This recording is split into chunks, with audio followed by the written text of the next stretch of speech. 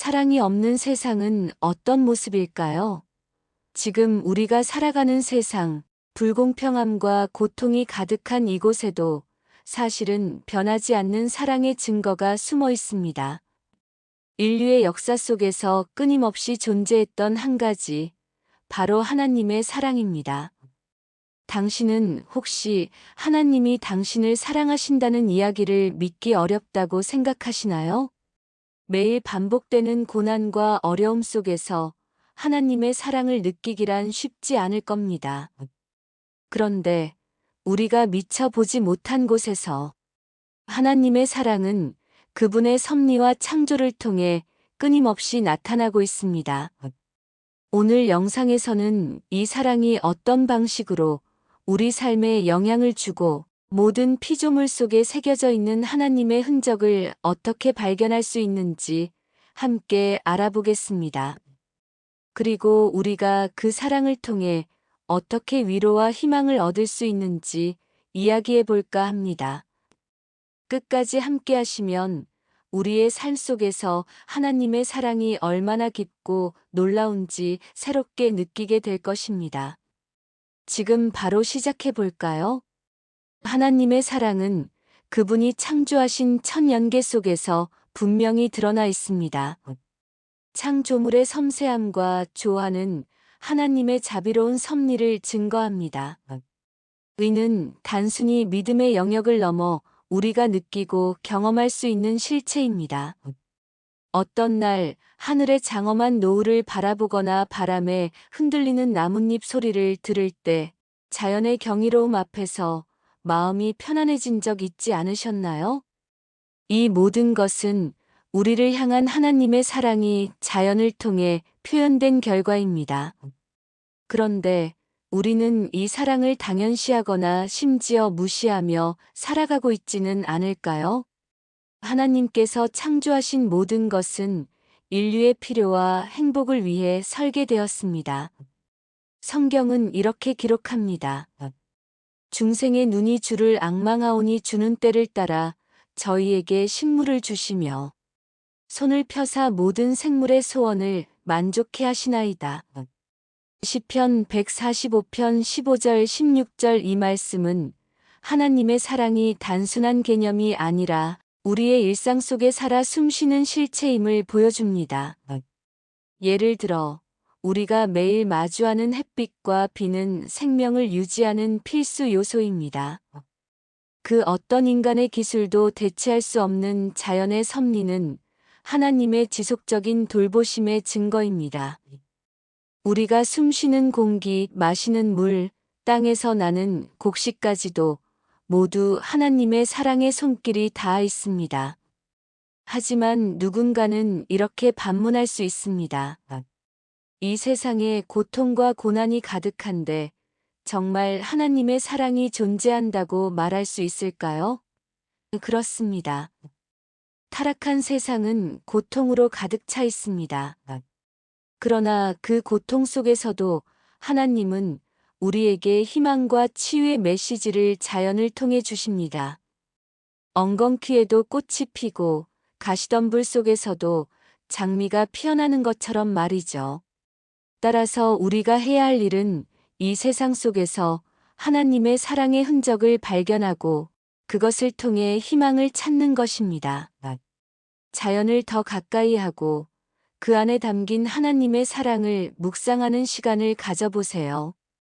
우리가 눈을 열고 바라볼 때 하나님의 사랑은 비로소 우리의 삶 속에서 새롭게 드러날 것입니다. 하나님의 사랑은 고난과 시련 속에서도 분명히 드러납니다. 세상의 고통은 하나님의 사랑과 상반되는 것이 아니라 오히려 그분의 사랑을 이해할 수 있는 깊은 기회가 됩니다. 이 역설적인 진리를 이해하면 우리의 삶은 전혀 다른 빛으로 보일 것입니다. 혹시 이런 생각을 해본 적 있나요? 왜 선한 사람들에게조차 고난이 닥치는 걸까? 이 질문은 누구나 한 번쯤 품어봤을 것입니다. 그러나 고난은 하나님의 심판이 아니라 우리를 성장시키고 회복시키기 위한 훈련의 일부로 이해될 수 있습니다. 성경 창세기 3장 17절에서는 이렇게 기록합니다. 땅은 너로 인하여 저주를 받았나니 이는 고난조차도 하나님의 경륜 속에서 유익한 목적으로 사용된다는 뜻입니다. 예를 들어 가시덤불과 엉겅퀴는 인간의 생애를 괴롭히는 존재처럼 보입니다. 그러나 이들은 동시에 인간에게 자연의 질서를 배우게 하고 고난 속에서도 희망과 아름다움을 발견하게 합니다. 엉겅퀴에도 꽃이 피고 가시덤불 속에도 장미가 핍니다. 이러한 자연의 법칙은 우리에게 고통 속에서도 피어나는 희망의 교훈을 줍니다. 그렇다면 누군가는 이렇게 반문할 수도 있습니다. 왜 사랑의 하나님이 처음부터 고통을 허락하셨을까? 이 질문의 답은 하나님의 사랑이 우리를 단련시키고 구원으로 이끄는 데 있습니다. 고난은 인간의 연약함과 한계를 깨닫게 하고 결국 하나님의 자비와 사랑으로 돌아오게 만드는 도구가 됩니다. 우리가 할 수 있는 대안은 고난 속에서도 하나님의 사랑을 묵상하고 감사하는 마음을 갖는 것입니다. 우리의 시련은 그분의 사랑을 더 깊이 이해하게 하는 통로가 될 수 있습니다. 하나님은 결코 우리를 버리지 않으십니다. 고난 중에도 우리와 함께 하시며 그 속에서 소망과 치유를 약속하십니다. 결국 고난은 하나님의 사랑이 더 분명하게 드러나는 순간입니다. 지금 우리가 겪는 어려움도 결국은 하나님의 사랑 안에서 성장과 회복의 열매로 이어질 것입니다. 이 사랑을 발견할 때 우리의 삶은 더 큰 평안과 기쁨으로 가득 차게 될 것입니다. 하나님의 사랑은 그분의 아들 예수 그리스도를 통해 가장 완벽하게 드러났습니다. 예수님은 단순히 우리의 죄를 대신 짊어진 구세주를 넘어 하나님의 사랑과 자비를 세상에 직접적으로 보여주신 분입니다. 예수님이 이 땅에 오신 것은 사랑이 얼마나 강력하고 희생적인 것인지를 증명하기 위함이었습니다. 혹시 이런 생각을 해보신 적 있나요? 하나님은 정말 나를 사랑하실까? 내가 이토록 부족하고 잘못이 많은데도 예수님의 생애를 보면 그 답은 명확합니다. 예수님은 가장 낮고 연약한 사람들에게 다가가셨고 그들의 필요를 채워주셨습니다. 성경은 이렇게 기록합니다. 본래 하나님을 본 사람이 없으되 아버지 품속에 있는 독생하신 하나님이 나타내셨느니라. 요한복음 1장 18절 이 말씀은 예수님이 곧 하나님의 사랑을 세상에 드러내는 분임을 보여줍니다. 예를 들어 예수님은 가난하고 병든 자들을 돌보셨으며 심지어 그를 거절하고 배척한 자들조차 불쌍히 여기셨습니다. 마을마다 돌아다니며 병자를 고치시고 굶주린 자들을 먹이셨던 그분의 행동. 하나하나는 하나님의 사랑이 무엇인지 분명히 나타냅니다. 심지어 십자가에서 조롱받으며 고통당하시던 순간에도 그는 용서를 구하셨습니다. 이는 단순한 희생이 아니라 사랑의 극치입니다. 하지만 누군가는 이렇게 질문할 수 있습니다. 예수님의 희생이 정말 모든 사람에게 의미가 있나요? 나 같은 평범한 사람에게도 그렇습니다. 예수님의 희생은 우리 모두를 위한 것입니다. 그분은 단 한 사람도 놓치지 않으시며 모든 인간을 구원하고자 하시는 하나님의 계획의 중심에 계십니다. 이는 예수님께서 아무도 내 손에서 빼앗을 수 없다고 하신 말씀에서 확증됩니다. 우리의 대안은 예수님을 통해 하나님의 사랑을 묵상하며 그 사랑을 우리의 삶에 실천하는 것입니다. 그의 사랑을 닮아 타인을 용서하고 배려하며 희생하는 삶을 살아갈 때 우리는 진정한 평안과 만족을 누릴 수 있습니다. 결국 예수님의 생애와 희생은 하나님의 사랑의 완전한 증거입니다. 우리가 그 사랑을 이해하고 받아들일 때 삶의 의미는 더욱 깊어지고 희망으로 가득 차게 될 것입니다. 하나님의 사랑은 그분의 말씀인 성경을 통해 구체적으로 계시됩니다. 성경은 단순히 종교적 교훈을 전달하는 책이 아니라 하나님의 성품과 사랑이 담긴 편지와도 같습니다. 그 안에 담긴 진리는 우리를 바르게 인도하고 위로하며 소망을 주는 역할을 합니다. 혹시 성경을 읽으면서 이런 생각이 들었던 적 있나요? 이 모든 이야기가 정말 나를 위한 것일까? 성경은 그 질문에 대한 답으로 가득합니다. 하나님은 모세를 통해 자신을 계시하며 이렇게 말씀하셨습니다. 여호와라 여호와라 자비롭고 은혜롭고 노하기를 더디하고 인자와 진실이 많은 하나님이로라. 출애굽기 34장 6절이는 하나님께서 우리를 사랑하시며 인자하신 분임을 명확히 보여줍니다. 예를 들어 시편과 같은 성경의 구절들은 인생의 고통 속에서도 하나님의 위로를 느끼게 합니다. 다윗은 여호와는 나의 목자시니 내가 부족함이 없으리로다라고 고백하며 하나님을 의지하는 삶이 얼마나 평안한지 증언합니다. 또한 복음서에 기록된 예수님의 말씀은 우리에게 하나님의 사랑이 얼마나 실질적인지를 알려줍니다. 그 말씀을 통해 우리는 용서와 구원의 희망을 얻을 수 있습니다. 하지만 누군가는 이렇게 반문할 수도 있습니다. 성경이 오래된 책이라면 현대를 사는 우리와 관련이 있을까요? 물론입니다. 성경은 시대를 초월한 진리를 담고 있습니다. 인간의 본성과 고통, 희망에 대한 이야기는 오늘날에도 여전히 유효합니다. 성경 속 하나님의 약속은 우리 삶의 모든 순간에 적용될 수 있는 실제적인 지혜를 제공합니다.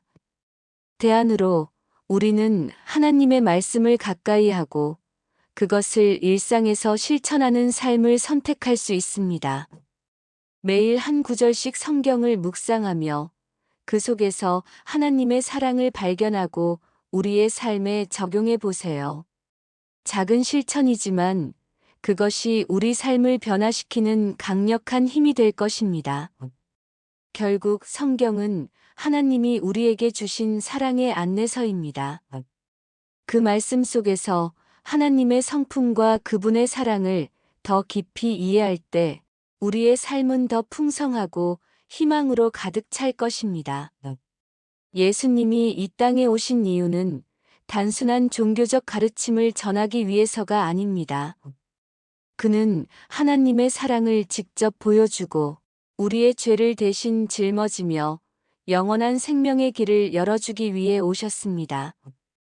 그의 탄생, 삶, 죽음, 그리고 부활은 모두 하나님의 사랑을 완벽히 드러낸 사건입니다. 혹시 이런 질문을 해보신 적 있나요? 왜 전능하신 하나님이 굳이 인간의 모습으로 오셔야 했을까? 그 이유는 단 하나입니다. 하나님은 우리가 그의 사랑을 오해하지 않기를 바라셨습니다. 세상의 죄와 고통 속에서 많은 이들이 하나님을 두려워하거나 멀리하는 가운데 예수님은 하나님이 진정으로 어떤 분인지 몸소 보여주셨습니다. 요한복음 1장 18절은 이렇게 말합니다. 본래 하나님을 본 사람이 없으되 아버지 품속에 있는 독생하신 하나님이 나타내셨느니라. 예수님은 하나님의 사랑을 세상에 나타내기 위해 오신 것입니다. 예를 들어 예수님은 가난한 자에게 복음을 전하고 억눌린 자를 자유케 하셨습니다. 그는 병자들을 고치고 죄인을 용서하며 사람들의 고통과 아픔을 함께 나누셨습니다. 십자가에서의 희생은 그 사랑의 정점이었습니다. 그는 우리의 죄를 대신하여 고통받으셨고, 우리가 평화를 누리게 하기 위해 그가 징계를 받았다는 이사야 53장의 예언을 이루셨습니다. 하지만 누군가는 이렇게 생각할 수 있습니다. 예수님의 희생이 정말 나와 무슨 상관이 있나요? 예수님의 희생은 특정한 사람만을 위한 것이 아닙니다.